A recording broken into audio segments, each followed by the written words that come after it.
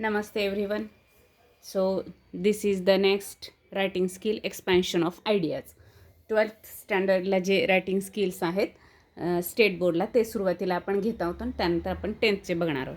तर expansion of ideas. तर एक्सपान्शनचा अर्थ काय होतो? विस्तार करणे, एक्सप्लेन करणे, समजावून सांगणे, या पद्धतीने एक्सपान्शन असं आपण म्हणू शकतो. आणि आयडिया म्हणजे काय? एखादा थॉट असेल, आयडिया असेल, प्रिन्सिपल असेल, प्रोव्हर्ब असेल, जसं की one thought, proverb, maxim, idiom, quotation is given and we have to elaborate it. समजावून सांगायचं आहे, एक्सप्लेन करायचं आहे, त्याचा विस्तार करायचा आहे, त्याला एक्सपान्शन ऑफ आयडियाज असं म्हणतो. मराठीत याला आपण कल्पना विस्तार असं म्हणतो. म्हणजे एखादी कोणती आयडिया दिलेली असते, कल्पना दिलेली असते, तर त्याचा आपल्याला विस्तार करायचा असतो. मग याचं फॉर्मॅट काय आहे? तर याच्यामध्ये साधारणतः आपण 3 पॅराग्राफमध्ये हे लिहू शकतो. 4 पण करतात बरेच जण, पण आपण शक्यतो 3 पॅराग्राफमध्ये लिहिलं तर आपल्याला 4 to 5 मार्क्ससाठी ते व्यवस्थित वाटतं किंवा ते मार्क्ससाठी ते उपयोगाचं आहे. तर फर्स्ट पॅराग्राफ जो आहे तर तो काय करायचा आहे?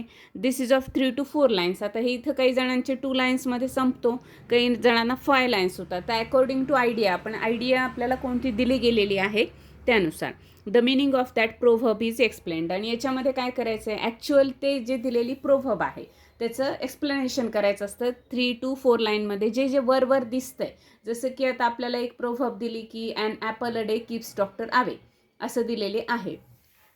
तर आपल्याला त्याचं एक्सप्लेनेशन करायचं 3 to 4 लाईन्समध्ये.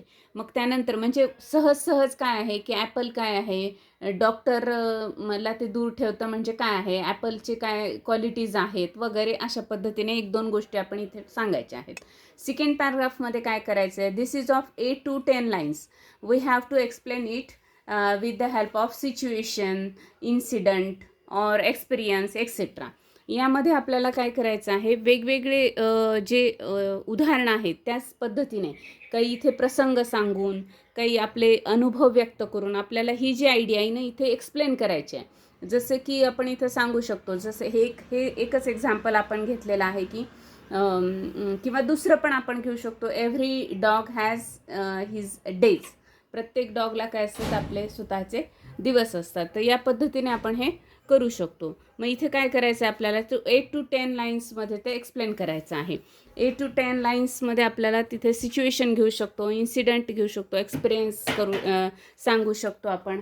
आणि त्या पद्धतीने आपल्याला काय करायचं आहे? ते स्पष्टीकरण द्यायचं आहे. तर जसं की an apple a day keeps doctor away. तर यामध्ये आपण काय करायचं आहे की ॲपल जो आहे तर समजा एखादा मुलगा आहे किंवा एखादी व्यक्ती आहे, तर त्यांनी ते खाल्लं तर त्यानंतर तो कसा निरोगी राहू शकतो वगैरे. किंवा आपण जर फ्रूट्स आपल्या आहारात आणलेच नाहीत तर आपण आजारी पडतो किंवा आपली इम्युनिटी कमी होते. अशा पद्धतीने त्याचं एक्सप्लेनेशन करायचं आहे.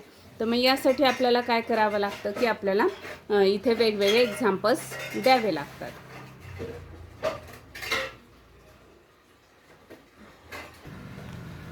आता आणखी एक एक्झाम्पल यामध्ये आपण घेऊ शकतो की जसं actions speak louder than words असं असेल. एक ही काय आहे? प्रोव्हर्ब आहे की action speak louder than words. म्हणजे उक्तीपेक्षा कृती श्रेष्ठ. म्हणजे नुसतं बोलण्यापेक्षा आपण काहीतरी कृती केली पाहिजे. किंवा लुक बिफोर यू लीप. कोणतेही काम करण्यापूर्वी काय करायचं आहे? विचार करायचा आहे. तर हेचं एक्सप्लेनेशन आपल्याला या ठिकाणी करायचं आहे की कोणतंही काम करण्यापूर्वी विचार कसा करावा. तर आपण जर समजा अविचाराने काम केलं तर त्याचे परिणाम काय होतात किंवा आपल्याला पाहिजे ते परिणाम त्याचे मिळत नाहीत. मग त्यासाठी आपण काय केलं पाहिजे? विचार केला पाहिजे. मग हे एखादी तुम्ही छोटी स्टोरी पण त्यामध्ये सांगू शकता. थर्ड पॅराग्राफमध्ये काय करायचं आहे? हा परत 2-3 लाईन्सचा असला पाहिजे. जसं हा कन्क्लुजनचा असला पाहिजे. पहिला जो आहे तो इंट्रोडक्शनचा, तसं या ठिकाणी हा कन्क्लुजनचा पाहिजे की आपण जी घेतलेली प्रोव्हर्ब आहे तर याचं काय करायचं आहे? कन्क्लुजन करायचं आहे. We have to conclude all the thoughts here. We can use similar maxim also. म्हणजे त्याच पद्धतीची एखादी मॅक्झिम या ठिकाणी आपण घेऊ शकतो. जसं an apple a day keeps doctor away, अशाच पद्धतीची रिलेटेड असलेली मॅक्झिम किंवा रिलेटेड असलेला थॉट प्रोव्हर्ब आपण घ्यायचे. जसं की काय? हेल्थ इज वेल्थ असं आपण घेऊ शकतो. आणि त्याद्वारे आपण ही पहिली प्रोव्हर्ब कशी बरोबर आहे ही आपण 2-3 लाईन्समध्ये या ठिकाणी सांगायचं आहे. यामध्ये आपण वर्ड्स कोणते यूज करू शकतो किंवा फ्रेजेस. जसं let's see, therefore, so, we know, very well या पद्धतीने आपण हे काही शब्द एक्सप्लेनेशनमध्ये यूज करू शकतो. यामध्ये सब्जेक्ट्स कोणते असतात म्हणजे प्रोव्हर्ब. तर जसं मी म्हटलं, an apple a day keeps doctor away, a man is known by the company, look before you leap, Rome was not built in a day. आता Rome was not built in a day, तर याच्यासारखी proverb कोणती आहे की try but don't cry, असं पण म्हणता येईल आपल्याला. किंवा हेल्थ इज वेल्थ, जी की याच्याशी रिलेटेड आहे. रोम वॉज नॉट बिल्ट म्हणजे रोम हे काही एका दिवसात बांधून झालेलं शहर नाही आहे. तर यासाठी काय करावं लागतं, खूप कष्ट घेतलेले आहेत. त्याच पद्धतीने आपल्याला ट्राय बट डोंट क्राय हे म्हणू शकतो आपण. किंवा slow and steady wins the race, अशा पद्धतीची इथं मॅक्झिम आहे. तर याचं होमवर्क काय करायचं आहे आपल्याला, जर आपल्याला एक्सपान्शन ऑफ आयडियाज हे जर लिहायचं असेल ना, तर आपल्याला काही जे मॅक्झिम्स आहेत, जे की आपण एक डायरी मेंटेन करायचं ठरवलं होतं आणि त्यामध्ये ज्या ह्या मॅक्झिम्स लिहायच्या होत्या किंवा प्रोव्हर्ब लिहायचे होते, थॉट्स लिहायचे होते, गुड थॉट्स, तर त्याच्यासारखंच आपण ना रिलेटेड असलेलं असे एक थॉट्स जे आहेत ना ते लिहून काढायचे. जसं आता म्हणलं ॲन ॲपल अ डेची रिलेटेड काय आहे, हेल्थ इज वेल्थ हे आहे. किंवा Rome was not built in a day, तर ट्राय बट डोंट क्राय. त्यानंतर where there is a will there is a way, हे पण इथं लिहू शकतो आपण. लुक बिफोर यू लीप म्हणजे काय, कोणतंही काम करण्यासाठी काय आहे, पूर्वी विचार करा.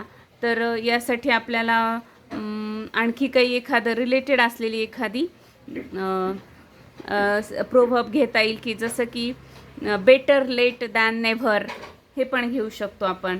अशा पद्धतीने आपण ह्याचे जे आहेत हे ग्रुप्स करून त्याचं थोडंसं वाचन करायचं रोज 5 ते 6 वेळेस जर आपण ते वाचलं किंवा रोज एकदा जरी वाचलं आणि असं महिनाभर वाचलं तर आपल्याला हे थोडी आयडिया येऊन जाते.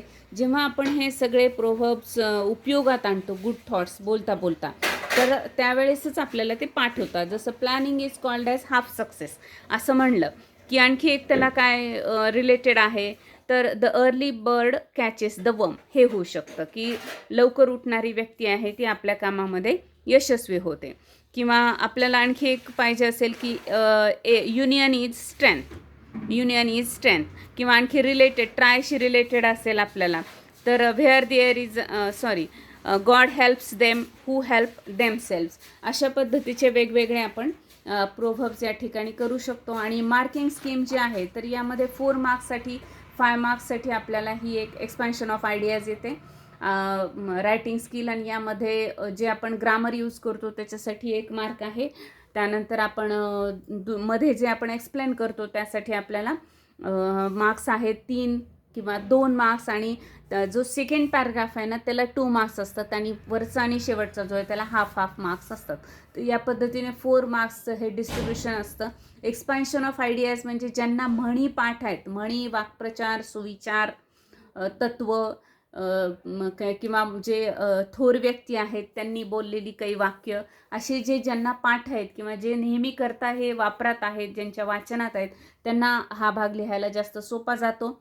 एकंदरच रायटिंग स्किल जर लिहायचं असेल तर आपलं रीडिंग चांगलं असेल तर आपण रायटिंग स्किल कोणतंही छान लिहू शकतो. आपल्याला ओळखीची जर म्हण या ठिकाणी आली तरच हे लिहिण्याचा प्रयत्न करा किंवा जे ऑरमध्ये आहे ते रायटिंग स्किल आपण लिहू शकतो.